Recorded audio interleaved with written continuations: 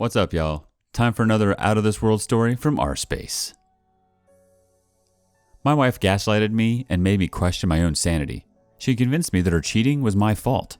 She wants my daughters to be raised by an awful person. I was married for 7 years and have 2 daughters. I've been looking back on what went wrong, and I felt the need to write out this long story so I can get some perspective on how it ended. For context, I work full-time about 50 hours a week, and my wife, Sarah, fake name, was a stay-at-home mom. This story gets very weird and has a lot of unbelievable parts to it. 2 years before my marriage ended, my wife played an online game with this guy named John, fake name. She said that she played with his whole family. She played with his wife, Kayla, fake name, and their 2 children. I thought nothing of it at first.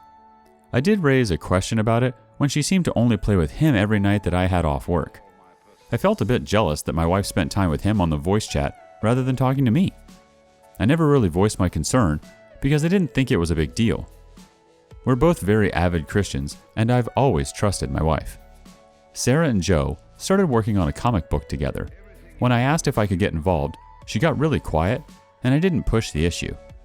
She drew some character sketches, and they emailed each other story ideas. I asked Sarah if she would mind drawing something for me, and she got angry. 2 weeks later, she handed me a drawing and said that I made her hate drawing. That made me feel bad and confused. It seemed like that was an exclusive thing that I was not allowed to know anything about. They continued to play their game together for about a year. One day, she tells me that John and Kayla are getting a divorce. I didn't really react to the news because I didn't know them. Then Sarah said their 12-year-old son had run away from home and was found at an airport. Sarah said that their son was out of his mind and wandering around. I thought that was crazy, and I said that I'd wish them the best. Sarah told me that John was a stay-at-home dad who homeschooled his kids. Social services took their kids out of his home because they claimed that it was an unclean and unsafe environment, and none of the children's schoolwork ever got turned in. When she told me this, I thought John seemed like a slob and asked why she's getting so involved in their life. She dismissed my concerns as jealousy. Then Sarah told me that John and Kayla's daughter said something to a doctor that caused the doctor to think that she was in danger. This caused the son and daughter to be taken from the home. I said that sounded really bad and asked why she was still talking to them. She said that their daughter was just being coached to lie. I asked how she knew that, and she said that John told her that Kayla was trying to get back at him for something.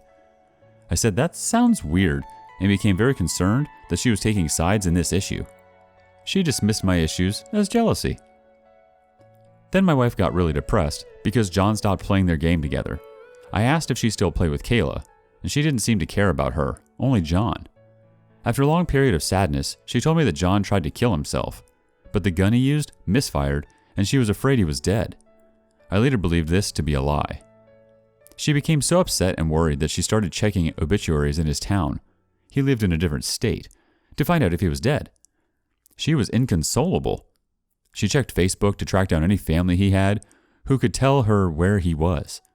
I asked why she didn't seem to care what Kayla was going through, and she ignored me. Then, Sarah and I took a family trip to the beach, and she told me that she had sent some emails to him. She told me that she just had to send them out, just in case he was ignoring her. She seemed very upset over John being gone, and said that she really needed me. I was willing to do all I could, but didn't know how to take everything. One day, we were sitting on the bed in the beach house we rented when she got an email from John's mom, Abby, fake name. I asked how she found his mom, and she said that she researched John's family by last name until she found his closest relative. Abby told Sarah that John was in jail for doing something awful to his daughter.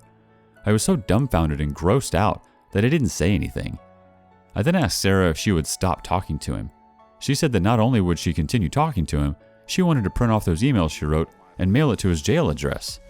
She wanted to do it so badly that she found a local post office to mail them from. I know that most people would get mad and tell her not to do it, but I was trusting and stupid. I later found those emails and realized that she was pouring her heart out to him and said she cried that he was gone.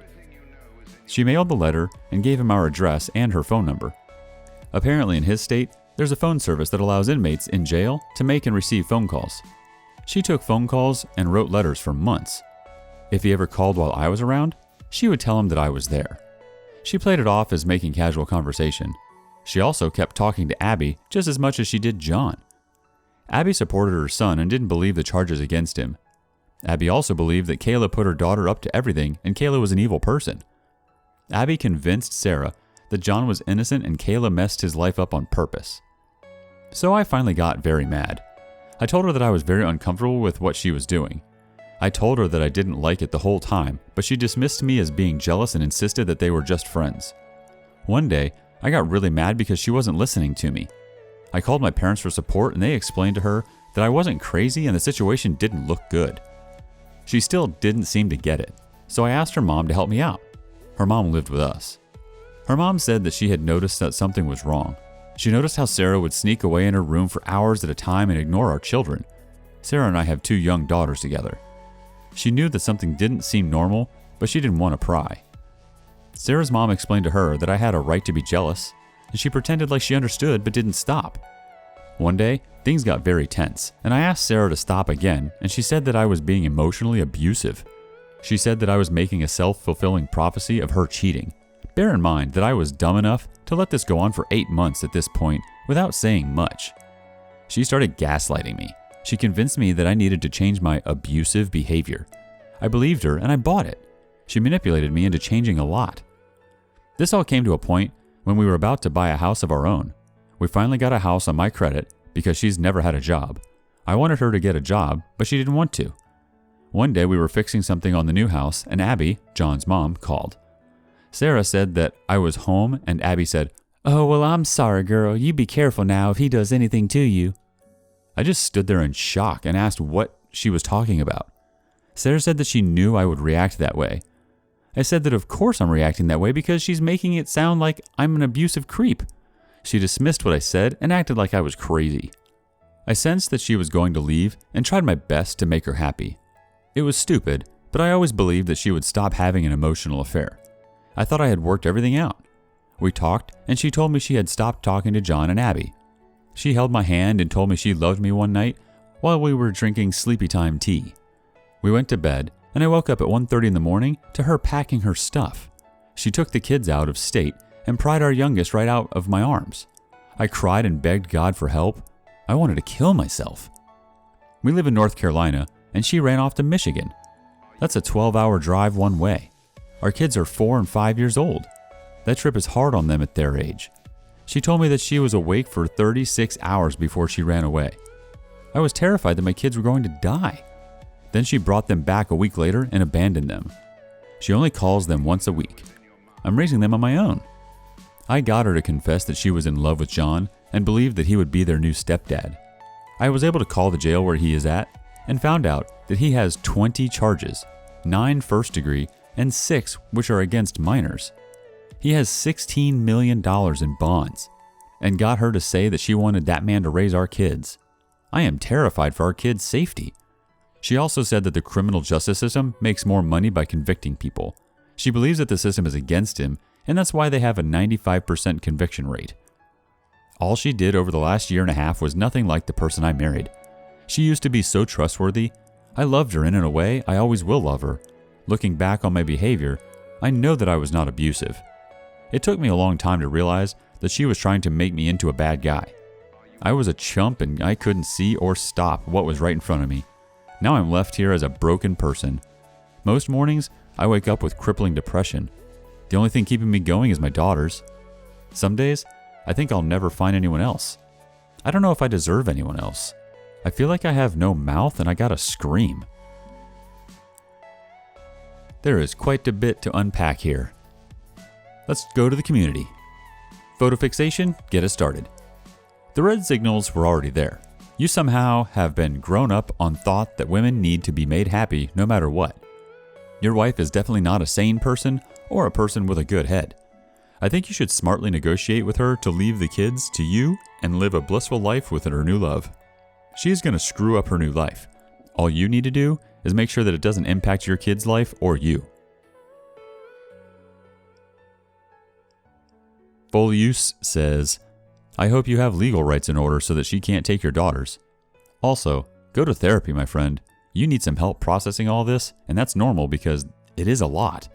You were loving and trusting to her way past the point of it being reasonable. Maybe you were a bit naive and sheltered and the realization that some people are just bad must have hit you really hard. You will learn and grow from this, though. You will be a more mature person after you go through this. You say you're a religious man. Maybe your faith can help you there. God tests us for a reason and all that. There's no shame in finding help, though.